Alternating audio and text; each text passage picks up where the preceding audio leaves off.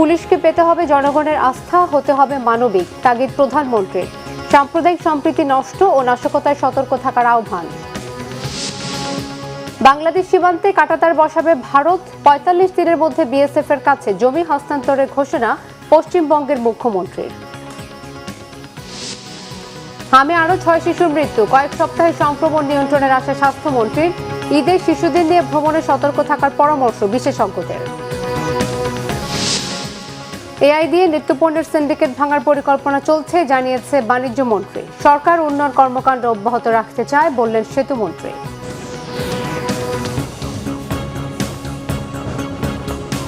দেখছিলেন crown cement সংবাদ শিরোনাম। প্রধানমন্ত্রী তারেক রহমান বলেছেন, পুলিশ বাহিনীকে সত্যিকার অর্থে জনবান্ধব হিসেবে গড়ে তুলতে চায় সরকার। সাধারণ মানুষের আস্থার জায়গা হবে পুলিশ। রাজনৈতিক পরিচয় নয়, অপরাধীদের অপরাধী হিসেবেই বিবেচনা করা হবে।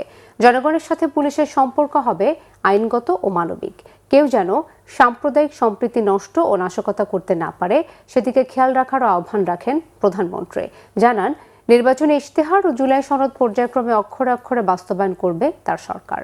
আরো জানাচ্ছেন জাহাঙ্গীর আকন্দ। অনুষ্ঠানের শুরুতেই গভীর শ্রদ্ধা ভরে স্মরণ করছি। পুলিশ সপ্তাহ উপলক্ষে তেজগাঁওয়ের প্রধানমন্ত্রীর কার্যালয়ে ঊর্ধ্বতন পুলিশ কর্মকর্তাদের উদ্দেশ্যে দিক নির্দেশনামূলক ভাষণ দেন প্রধানমন্ত্রী তারেক রহমান। বলেন, পুলিশকে হতে হবে জনবান্ধব, আস্থা অর্জন করতে হবে সাধারণ মানুষের। দেশের আইন শৃঙ্খলার নিয়ন্ত্রণ, জনগণের শান্তি ও নিরাপত্তা নিশ্চিতে পুলিশকে কাজ করার নির্দেশ দেন প্রধানমন্ত্রী।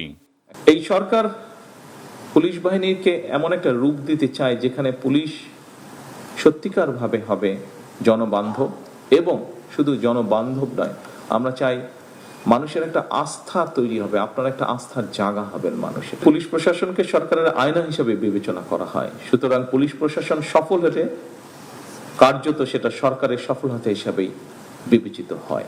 সরকার দুর্নীতি, সন্ত্রাস এবং দুঃশাসনের বিরুদ্ধে আমরা আপোষ করতে চাই না। অনেক সময় আমরা দেখেছি আপনাদেরকে একটা সমস্যার সম্মুখীন হতে হয়, পলিটিক্যাল পরিচয় বা পলিটিক্যাল আইডেন্টি, ইনফ্লুয়েন্সিয়াল আইডেন্টি, এরকম বিষয় আপনাদেরকে ফেস করতে হয়।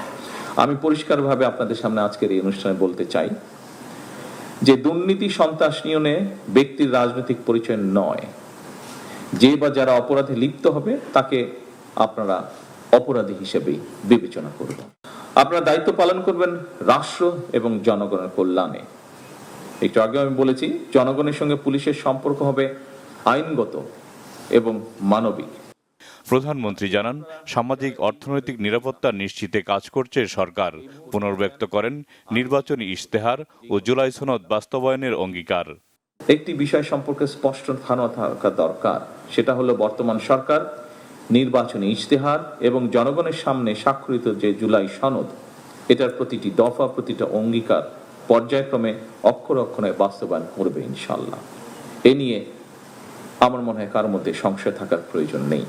বর্তমান সরকার অবশ্যই জনগণের গণতান্ত্রিক রাজনৈতিক অধিকার নিশ্চিত রাখতে চায়, তবে কেউ যেন সাম্প্রদায়িক সম্প্রীতি কিংবা কোন রকমের নাশকতামূলক কার্যক্রমে লিপ্ত হতে না পারে, এটিও কিন্তু আমাদের সকলকে মনে রাখতে হবে। এই সরকার একটি যুদ্ধবিধ্বস্ত দেশের মতো ভঙ্গুর অর্থনীতি পেয়েছে উল্লেখ করে প্রধানমন্ত্রী বলেন, বিগত দিনে অপ্রয়োজনীয় ব্যয়ের কারণে জনগণের উপর ঋণের বোঝা বেড়েছে। স্বাভাবিকভাবে যে প্রজেক্ট হচ্ছে সেখানে ফুল ফার্নিশ কোয়ার্টার তৈরি করা হয়েছে বিদেশি যারা আসবে তাদের জন্য। সেখানে বালিশ যখন কেনা হয়েছে, সেই বালিশের দাম ধরা হয়েছে ৮০,০০০ টাকা। আপনি একজন স্বাভাবিক মানুষ হিসেবে চিন্তা করতে পারেন কখনো কোনো বালিশের দাম পৃথিবীতে ৮০,০০০ টাকা হতে পারে? অস্বাভাবিক একটি ব্যাপার। এটি অডিটর জেনারেল সাহেবের কথা। যে ড্রেসিং টেবিল ওনার ধারণা ৩০-৩৫,০০০ টাকার দাম, সেই ড্রেসিং টেবিলের দাম ধরা হয়েছে ৪ থেকে ৫ লক্ষ টাকা। এই রূপপুর প্রকল্পটি সিমিলার প্রকল্প আমাদের পাশের একটি দেশ করেছে, তাদের লেগেছে অ্যাবাউট খুব সম্ভবত ১৪,০০০ থেকে ১৪,০০০ কোটি টাকার মতন। বাংলাদেশে যে রূপপুর আণবিক এই যে রূপপুরে যে প্রকল্পটি করা হয়েছে, এটির খরচ গিয়ে আলটিমেটলি খুব সম্ভবত দাঁড়িয়েছে ৯৬,০০০ কোটি টাকা। ওনার ইনভেস্টিগেশনে বেরিয়ে এসেছে যে কর্ণফুলী টানেল বের হওয়া বা ঢোকার আগে দুপাশে গাছ লাগানোর কথা, উনি কোনো গাছ পাননি। এই গাছের জন্য ৫০ কোটি টাকা তুলে নিয়ে চলে গিয়েছে, অথচ উনি কোনো গাছ পাননি। এই যে 4 গুণ দামে রূপপুর আণবিক নিউক্লিয়ার পাওয়ার রিঅ্যাক্টর তৈরি করা হলো, এটির পয়সার যে ঋণ যে শোধ করতে হবে, এটি তো এখানে উপস্থিত প্রত্যেকটা মানুষের মাথার উপরে এসে এই ঋণ পড়েছে। যে যমুনা ব্রিজ পাশের দেশে, পার্শ্ববর্তী দেশে Bhupen Hazarika bridge, quite similar bridge, বরং একটু লম্বা বোধহয় ভূপেন হাজারিকা ব্রিজ, সেটিও 14 না 15 হাজার কোটি টাকার মধ্যে করা হয়েছে। বাট পদ্মা ব্রিজের খরচ পড়েছে 54 না 56 হাজার কোটি টাকা। কিন্তু আলটিমেটলি তো এখানে উপস্থিত প্রত্যেকটা মানুষ সহ 20 কোটি মানুষের উপরে এই ঋণের বোঝা এসে পড়ছে। প্রধানমন্ত্রী জানান, সততা, দক্ষতা ও যোগ্যতার ভিত্তিতে পুলিশের বদলি কার্যক্রম নিশ্চিত করা হবে। পুলিশের যৌক্তিক দাবিগুলো পর্যায়ক্রমে বাস্তবায়নেরও আশ্বাস দেন প্রধানমন্ত্রী তারেক রহমান। সকলে ভালো থাকবেন, ইনশাল্লাহ সুস্থ থাকবেন। আসসালামু আলাইকুম। জাহাঙ্গীর আকন্দ, বাংলা ভিশন, ঢাকা। এদিকে স্বরাষ্ট্রমন্ত্রী সালাউদ্দিন আহমেদ বলেছেন, পুলিশ বাহিনীর শৃঙ্খলার সাথে কোনো আপোষ করা হবে না। যারা পুলিশের চেইন অফ কমান্ড ভাঙবেন তাদের বিরুদ্ধে ব্যবস্থা নেওয়া হবে। চেইন অফ কমান্ড যারা ব্রেক করবেন তাদের বিরুদ্ধে আমি মন্ত্রণালয়ে যোগদান করার পরের দিনেই মেসেজ দিয়েছি, তাদের বিরুদ্ধে মেজার্স নেওয়া হবে। চেইন অফ কমান্ড আপনারা বজায় রাখবেন, ডিসিপ্লিন বজায় রাখবেন। যে কোনো দুর্নীতির অভিযোগ আমরা তো as per rule disciplinary action নেব, কিন্তু আপনাদের সবাইকে স্মরণ করিয়ে দিতে চাই, আপনাদের প্রতিষ্ঠান হিসেবে এটাকে আমরা এমন একটা অবস্থা নিতে চাই যেখানে আমরা দুর্নীতিকে কোনোভাবেই প্রশ্রয় দেব না। ভারত বাংলাদেশ সীমান্তে কাঁটাতার বসাতে 45 দিনের মধ্যে ভারতীয় সীমান্তরক্ষী বাহিনী বিএসএফ এর কাছে জমি হস্তান্তরের ঘোষণা দিয়েছেন ভারতের পশ্চিমবঙ্গ রাজ্যের মুখ্যমন্ত্রী শুভেন্দু অধিকারী।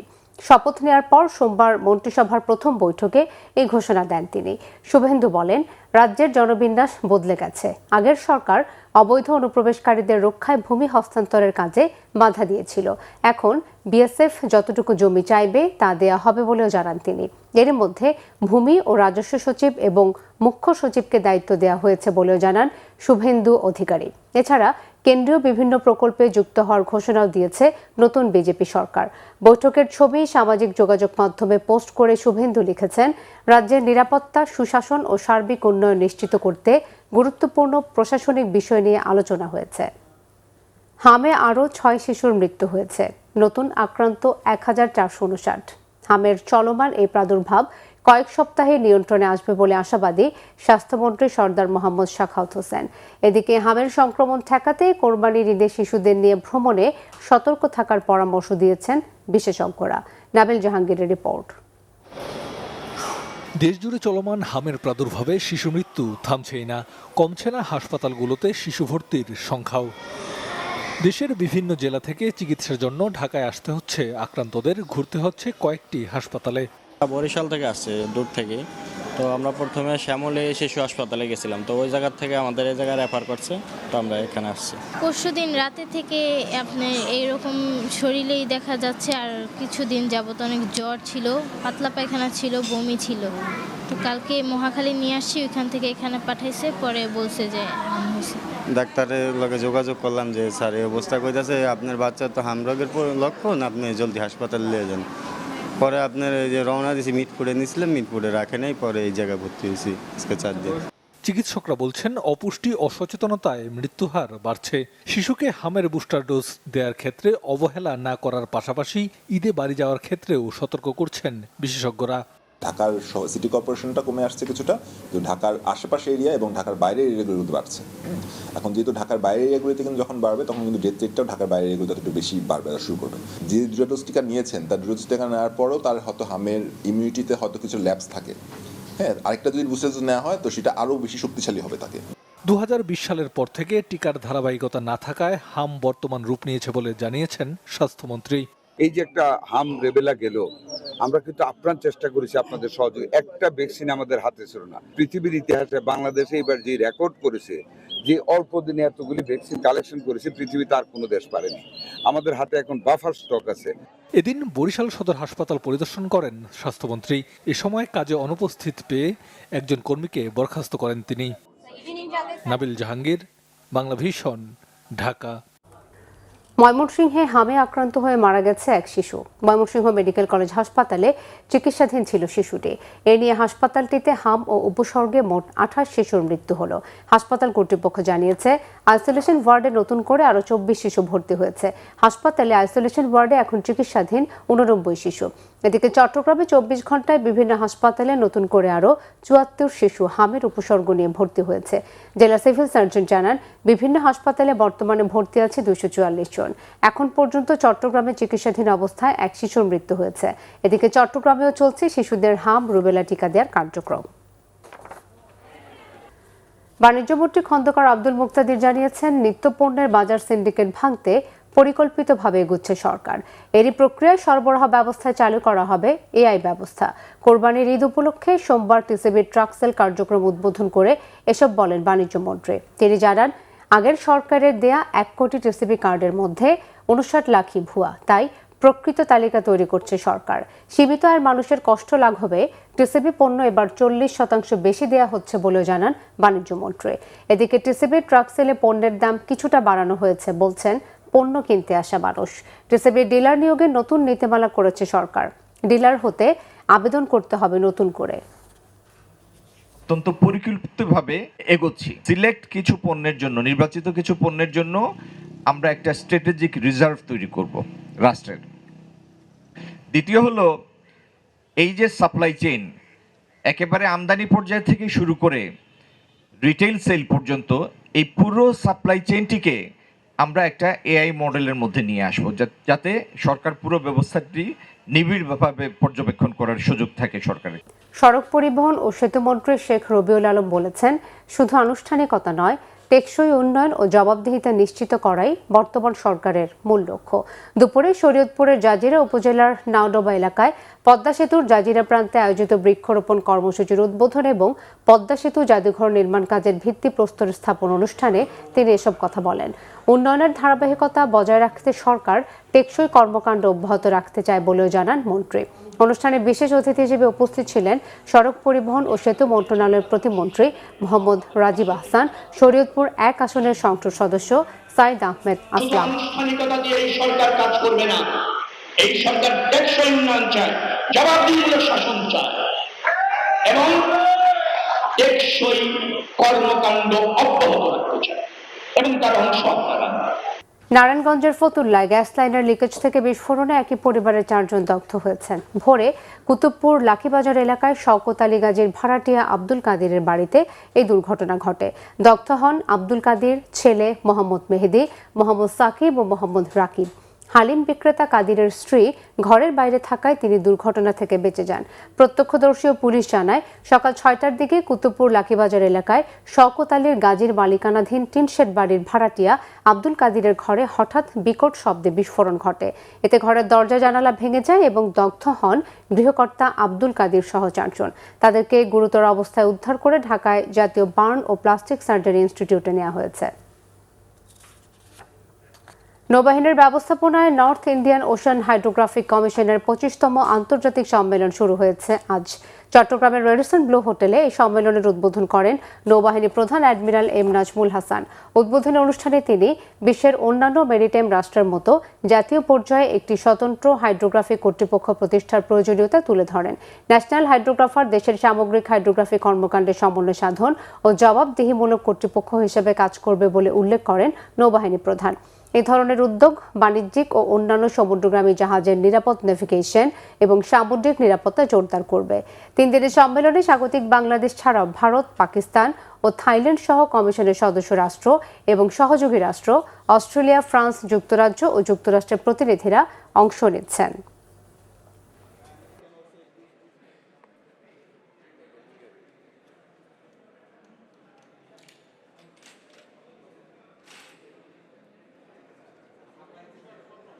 বরিশাল বিশ্ববিদ্যালয়ের শিক্ষক কর্মচারীদের পদোন্নতির দাবিতে শাটডাউন কর্মসূচি চলছে। সকাল থেকে শিক্ষকরা ক্লাস পরীক্ষা সহ সব কার্যক্রম বন্ধ করে প্রধান ভবনের আঙিনায় অবস্থান নেন। পাশাপাশি উপাচার্যের সমাধান না করায় অবাঞ্ছিত ঘোষণা করেন তাকে। এ সময় শিক্ষকরা বলেন, কেবল শিক্ষক বা কর্মচারীদের পদোন্নতি নয়, বিশ্ববিদ্যালয় সংবিধি এবং শিক্ষার্থীদের স্বার্থ সংশ্লিষ্ট কিছু দাবিও রয়েছে তাদের। বর্তমান উপাচার্য যেগুলোর সমাধান করছেন না, সিন্ডিকেটের সভায় তাদের দাবি বাস্তবায়নের আশ্বাস দিয়েও উপাচার্য কিছুই করেননি বলেও অভিযোগ তাদের। দেশের আরো কিছু খবর নিয়ে একটি ডেস্ক রিপোর্ট। পার্বত্য চট্টগ্রামে শান্তি প্রতিষ্ঠার পাশাপাশি উন্নয়ন ও সম্প্রীতি রক্ষায় কাজ করবে সরকার, জানিয়েছেন পার্বত্য চট্টগ্রাম বিষয়ক মন্ত্রী দীপেন দেওয়ান। খাগড়াছড়ি সার্কিট হাউসে এক মতবিনিময় সভায় তিনি কথা বলেন। খাগড়াছড়িতে কৃষি বিশ্ববিদ্যালয় স্থাপনের কথাও বলেন মন্ত্রী। জুলাই সনদ বাস্তবায়ন প্রচারণার অংশ হিসেবে ঝালকাঠিতে লিফলেট বিতরণ করেছে যুবদল। জেলা যুবদলের আহ্বায়ক শামীম তালুকদারের নেতৃত্বে শহরের বাহের রোডে লিফলেট বিতরণ করা হয়। উপস্থিত ছিলেন সিনিয়র যুগ্ম আহ্বায়ক রবিউল হোসেন তুহিন, সদস্য সচিব আনিচুর রহমান সহ অন্যান্য নেতারা। রোহিঙ্গা প্রত্যাবাসন ত্বরান্বিত করতে কমিশন গঠনের দাবি জানিয়েছেন কক্সবাজারের স্থানীয় জনপ্রতিনিধি ও এনজিও নেতারা। কক্সবাজার সিএসও এনজিও ফোরাম আয়োজিত সংবাদ সম্মেলনে তারা এই দাবি জানান। এ সময় রোহিঙ্গা ক্যাম্পে স্থায়ী শেল্টার নির্মাণের বিরোধিতা করেন নেতারা। রোহিঙ্গা প্রত্যাবাসনে আন্তর্জাতিক কূটনৈতিক চাপ বৃদ্ধিরও আহ্বান জানান তারা। পেশাগত মর্যাদা রক্ষা ও নিরাপদ কর্মপরিবেশ নিশ্চিতের দাবিতে কেন্দ্রীয় কর্মসূচির অংশ হিসেবে জামালপুরে মানববন্ধন করেছেন ওষুধ কোম্পানির রিপ্রেজেন্টেটিভরা। পরে জেলা প্রশাসকের মাধ্যমে প্রধানমন্ত্রী বরাবর স্মারকলিপি দেওয়া হয়। ওষুধ কোম্পানির প্রতিনিধিদের মানববন্ধন হয়েছে টাঙ্গাইলেও। প্রেস ক্লাবের সামনে ফার্মাসিউটিক্যালস রিপ্রেজেন্টেটিভ অ্যাসোসিয়েশনের উদ্যোগে ঘণ্টাব্যাপী কর্মসূচি পালিত হয়। নিরাপদ কর্মপরিবেশের দাবিতে চাঁপাইনবাবগঞ্জের শিবগঞ্জে মানববন্ধন করেছেন ঔষধ কোম্পানির প্রতিনিধিরা।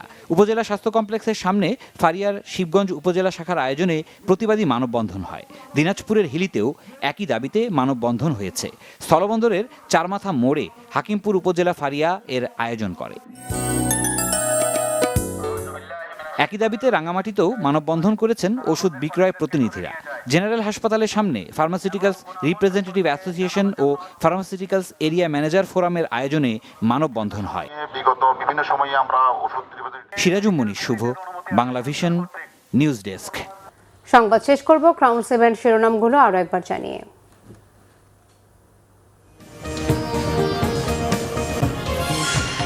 পুলিশকে পেতে হবে জনগণের আস্থা, হতে হবে মানবিক, তাগিদ প্রধানমন্ত্রীর। সাম্প্রদায়িক সম্প্রীতি নষ্ট ও নাশকতায় সতর্ক থাকার আহ্বান।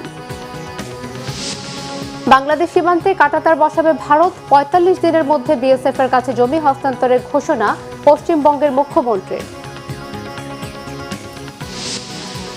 হামে আরো ৬ শিশুর মৃত্যু, কয়েক সপ্তাহে সংক্রমণ নিয়ন্ত্রণের আশা স্বাস্থ্যমন্ত্রীর। ঈদে শিশুদের নিয়ে ভ্রমণে সতর্ক থাকার পরামর্শ বিশেষজ্ঞদের। এআই দিয়ে নিত্যপণ্যের সিন্ডিকেট ভাঙার পরিকল্পনা চলছে, জানিয়েছে বাণিজ্য মন্ত্রী। সরকার উন্নয়ন কর্মকাণ্ড অব্যাহত রাখতে চায়, বললেন সেতুমন্ত্রী। এই ছিল এখনকার মতো। পরের সংবাদ সন্ধ্যা 7:30টায় দেখার আমন্ত্রণ রইল। এছাড়াও বাংলা ভিশন সংবাদ ও সংবাদ সংশ্লিষ্ট অনুষ্ঠান দেখতে ভিজিট করুন www.bvnews24.com ও facebook.com/banglavisionnews এবং সাবস্ক্রাইব করুন youtube.com/banglavisionnews। ধন্যবাদ।